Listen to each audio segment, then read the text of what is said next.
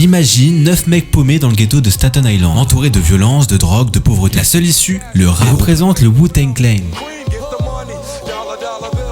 Début des années 90 à Staten Island, RZA, GZA, Method Man, Raekwon, Ghostface Killah, Inspectah Deck, U-God, Masta Killa et Old Dirty Bastard se rassemblent. Leur idée, en vrai, ça partait un peu de rien. C'est surtout RZA qui a réussi à motiver ses potes pour faire partie du groupe. Leur style, c'est un mélange unique de rap hardcore plus référence au film de Kung Fu. Même leur nom vient du film, Shaolin and Wu-Tang. Résultat, un univers sombre, martial et totalement différent de ce qui se faisait à l'époque. Et au centre de tout ça, du coup, il y a RZA. Le mec, c'est pas juste un rappeur, c'est le cerveau. Il a produit les sons du groupe, négocié des contrats, créé une stratégie jamais vue dans le rap. Chaque membre pouvait signer en solo chez d'autres labels, mais toujours sous le drapeau Wu-Tang. Je sais pas si vous vous rendez compte, mais RZA est vraiment chaud. Mais chaque membre du groupe est aussi très spécial. Honnêtement, chacun mérite une vidéo. En 1993, leur album Enter the Wu-Tang explose et change à jamais l'histoire du rap. Marvel Comics a carrément inclus le Wu-Tang dans ses BD. Ghostface Killah a même eu un perso inspiré de lui dans Iron Man. En 1999, il sort un jeu vidéo sur la PlayStation, Wu-Tang Shaolin Style. C'était un jeu de combat et pour y jouer, fallait un contrôleur spécial en forme de W. J'espère que tu as apprécié le thème de cette vidéo. À la prochaine et vive le Wu-Tang. Abonne-toi, jeune Shinigami.